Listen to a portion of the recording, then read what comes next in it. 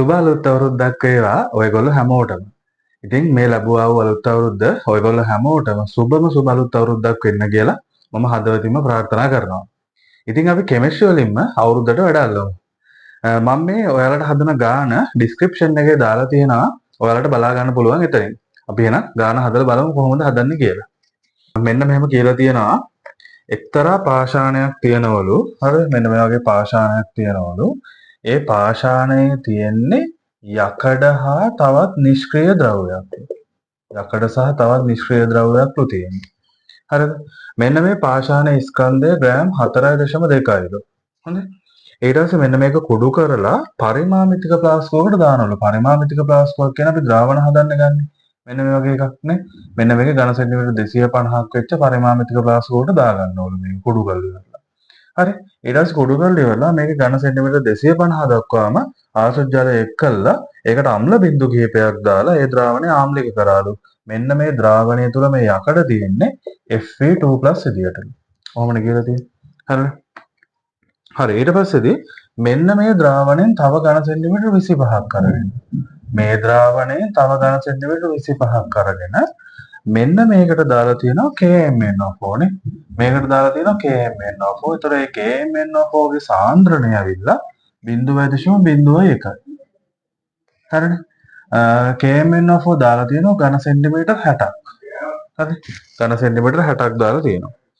ඊට පස්සේදී මෙන්න මේ මෙතන තියෙන වැඩිපුර KMnO4 එක ප්‍රතික්‍රියා කරන එක මෙන්න මෙතන තියෙන වැඩිපුර KMnO4 එක ප්‍රතික්‍රියා කරන්න KI දාලා තියෙනවා. ආයේ පස්සේ තව අනුමාපනයක් කරලා තියෙනවානේ. KI දාලා තියෙනවා. අන්න ඒක දාපු KI සාන්ද්‍රණය 0.02යි සාන්ද්‍රණයක් වෙන්නේ. මෝල් DM වල සාන්ද්‍රණයක් තමයි යාට තියෙන්නේ.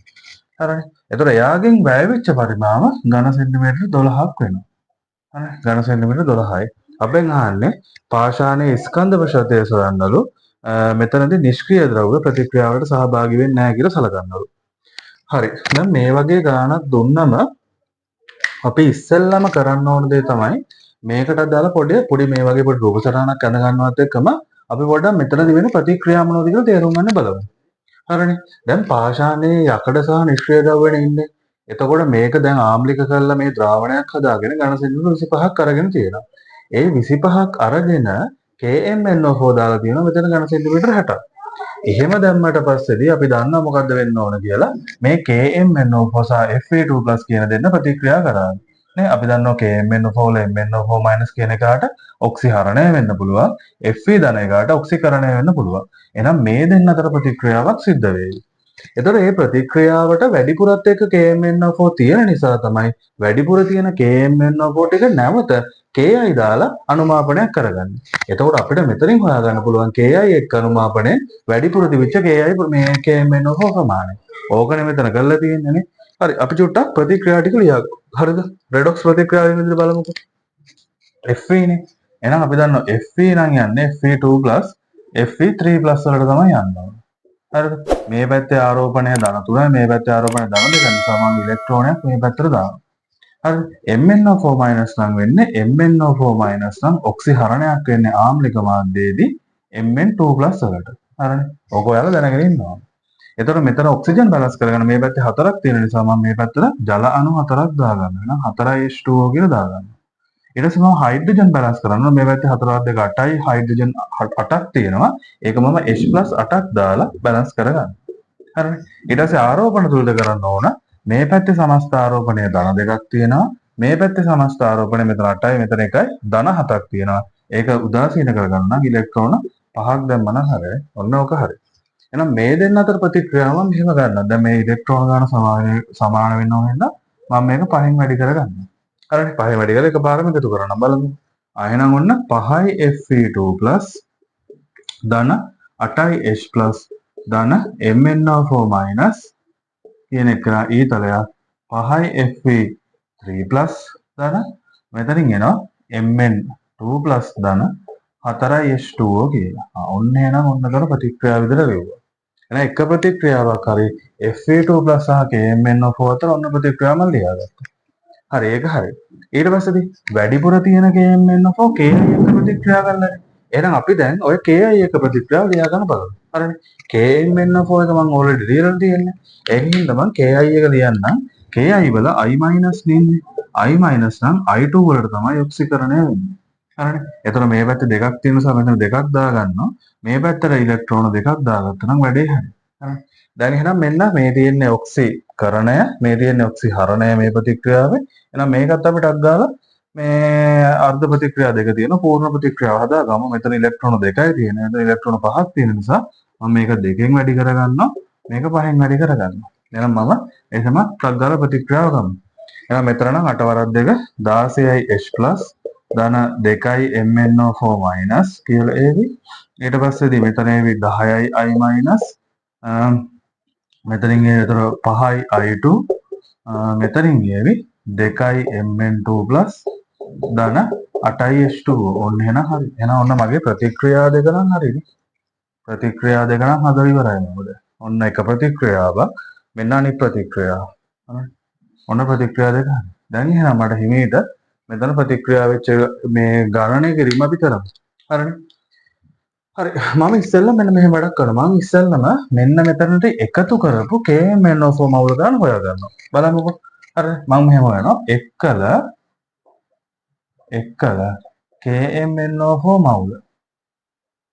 හරි. එක්කල KMnO4 මවුල ගත්තට පස්සේ මට කියන්න පුළුවන් එක ගුණ කිරීම 10 2යි යාගේ සාන්ද්‍රණය මෝල් dm තුන බලන්න මම මෙහෙම කරන්නේ. මම මේ ඒක මට මවුල ගානන්නේ ගන්න ඕන. මවුල ගාන නම් ඝන ඩෙසිමීටර කැපෙන්න ඕන. එහෙනම් ඒක කැපෙන්නේ ගුණ කරොත් නේ. එහෙනම් මේක අපි ඩෙසිමීටර කරලා මේ ගුණ කරගමු. 60 ගුණ කිරීම 10 3යි ඝන ඩෙසිමීටර. හරිනේ. හරි. එහෙනම් ඔන්න මට එතනින් එනවා 60 ගුණ කිරීම 10 5යි කියලා. ඔහොම හදා ගන්න පුළුවන් අවුලක් නැහැ. හරි. ඔන්න එහෙනම් එක්කල KMnO4 මවුල ගන්න. හරිනේ. ඔය තමයි එකතු කරමු මුළු KMnO4 මවුල ගන්න. දැන් මට හොයාගන්න පුළුවන් මෙතන KI2 දන්න නිසා අර වැඩිපුර තිබිච්ච KMnO4 එක්ක ප්‍රතික්‍රියා කරපු KI මවුල ප්‍රමාණය නේ. හරි මම ඒකත් හොයාගන්නම්. හරිද? වැඩිපුර පොඩි වගන්ති ලියන එක මම හැමතිස්සෙම කරනවා. හරිද? මට ඒක ලේසි. වැඩිපුර ඇති KMnO4 සමග ප්‍රතික්‍රියා කළ KI මවුල. හරි. KI මවුල ගන්න හොයාගන්න. බලමු. මෙතන නම් මට කියන්න පුළුවන් 2 ගුණ කිරීම 10 2යි මෝල් dm × 3 ගුණ කරන්න ඕන කීයේ 12 ගුණ කිරීම 10 × 3. බලන්න මම හැමතිස්සෙම කරන්නේ මොකද්ද? මට අවශ්‍ය ඒකකේ මවුල නම් මවුල වලින් උත්තරය ගන්න මම ඒ විදිහට තමයි ගුණ කරගන්න කපන්නේ. හරිද? හරි ගුණ කරගන්න සහ බෙදන්න මට කැපෙන විදිහට. එහෙනම් මෙතන ඝන ඩෙසිමීටර කැපිලා යනවා. එහෙනම් මට කියන්න පුළුවන් මෙතන 24 ගුණ කිරීම 10 × 5යි මවුල කියලා. හරි ඔන්න ඒකත් හරි.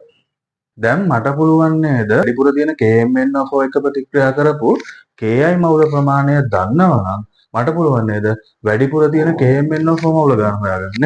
ස්ටෝකියෝමෙට්‍රිය පාවිච්චි කරන්න පුළුවන්. මම දන්නවා I- සහ MnO4- අතර ප්‍රතික්‍රියාව. එහෙනම් මට එතන ස්ටෝකියෝමෙට්‍රියෙන් පුළුවන් ඕක හොයාගන්න. එහෙනම් මම එහෙනම් මෙහෙම ලියනවා. එම නිසා වැඩිපුර ඇති KMnO4 මවුල. වැඩිපුර තියෙන KMnO4 මවුල බලන්න. එකට 5ක් නේද? දෙකට නම් 10යි එකට 5ක් තියෙන්නේ නේ. මෙයාගේ එකට 5ක් තියෙන්නේ. එහෙනම් මෙයාගේ තියෙන ප්‍රමාණයෙන් එක බෙදීම 5ක් තමයි මෙයාගෙන් අවශ්‍ය වෙන්නේ. ඒක තේරෙනවනේ. මෙයාගේ යම්කිසි ප්‍රමාණයක් වැය වෙනවා නම් ඒ වගේ එක බෙදීම 5ක් තමයි මෙතෙන්ට අවශ්‍ය වෙන්නේ. එහෙනම් මෙතනදී වැය වෙන්නේ නැත්නම් අපිට KMnO4 මවුල 24 ගුණ කිරීම 10 × 5යි මවුල බෙදන්න ඕන 5න්. ඔහොම නේ නැත්තේ. හරිනේ. ඔන්න ඒ වැඩෙත් හරි. හරිනේ. හරි දැන් ඕනනම් මේක සුළු කරගන්නත් ඕනනම් සුළු කරගන්නම දාමුටක් ගාලා. එහෙනම් මෙතන 5 වරක් මෙතන 4ක් 20ට තියෙනවා. 10ට නම් 40ට නම් 8යි. 4.8 ගුණ කිරීම 10 × 5යි මවුල කියලා ගන්න පුළුවන්. හරි ඊට පස්සේ මට පුළුවන් හොයාගන්න එකතු කරපු KMnO4 මවුල දන්නවනේ. එකතු කරපු මවුල ප්‍රමාණය දන්න නිසා දැන් මට පුළුවන් ඕන නම් මොකද්ද?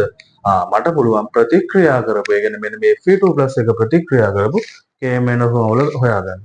එම නිසා Fe2+ සමග ප්‍රතික්‍රියා කළ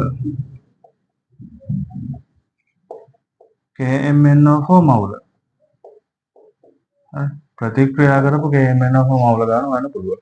එහෙනම් මෙන්න මෙතන එකතු කරපු ප්‍රමාණය 60යි. 60 ගුණ කිරීම 10 × 5යි. එකෙන් අඩු කරන්න ඕන 4.8 ගුණ කිරීම 10 ඍණ 5යි මවුල ප්‍රමාණයක් නේ. කොහොමද? එතකොට මෙතනින් එවි 55.2 ගුණ කිරීම 10 ඍණ 5යි මවුල කියලානේ. ඊට පස්සේ මට පුළුවන් මෙන්න Fe2+ සමග ප්‍රතික්‍රියා කරපු KMnO4 මවුල ප්‍රමාණය. එහෙනම් මම දන්නවා KMnO4 සහ Fe2+ අතර මවුල අනුපාතය මෙහෙමයි. 1ට 5යිනේ. මෙයාගේ යම්කිසි ප්‍රමාණයක් තියෙනවා නම් ඒ වගේ 5 ගුණයක් ඕනේ Fe2+ එක ප්‍රතික්‍රියා කරන්නනේ. එහෙනම් මට පුළුවන් හොයාගන්න ඝන සෙන්ටිමීටර 25ක මේ ඝන සෙන්ටිමීටර 25ක එක්කනේ මේ ප්‍රතික්‍රියා කරේ ඝන සෙන්ටිමීටර 25ක තියෙන Fe2+ ප්‍රමාණයත් එක්කනේ මේ ටික ප්‍රතික්‍රියා කරේ. ඒක නිසා මට හොයාගන්න පුළුවන් මෙන්න මේ ප්‍රමාණය වගේ 5 ගුණයක් තමයි ඝන සෙන්ටිමීටර 25ක තියෙන Fe2+ මවුල ගන්න. එම නිසා ඝන සෙන්ටිමීටර 25ක Fe2+ මවුල මට පුළුවන් හොයාගන්න. එහෙනම් මේ වගේ 5 ගුණයක් නේ 55.2 ගුණ කිරීම 10 ඍණ 5 ගුණ කිරීම 5යි මවුල. මම සුළු කරගන්නේ අන්තිමට හදමු. හරිනේ? හරි ඔන්න ඕක හරි.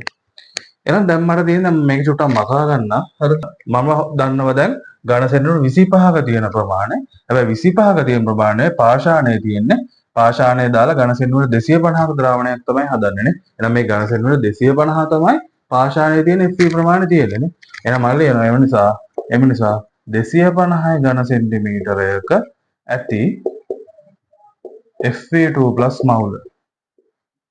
හරි Fe2+ මවුල ගන්න. එහෙනම් මට කියන්න පුළුවන් 25ක තියෙන්නේ හරි 25ක තියෙන්නේ 55.2 ගුණ කිරීම 5 ගුණ 10 වෙන 5යි මවුල නම් 250ක කොච්චරද?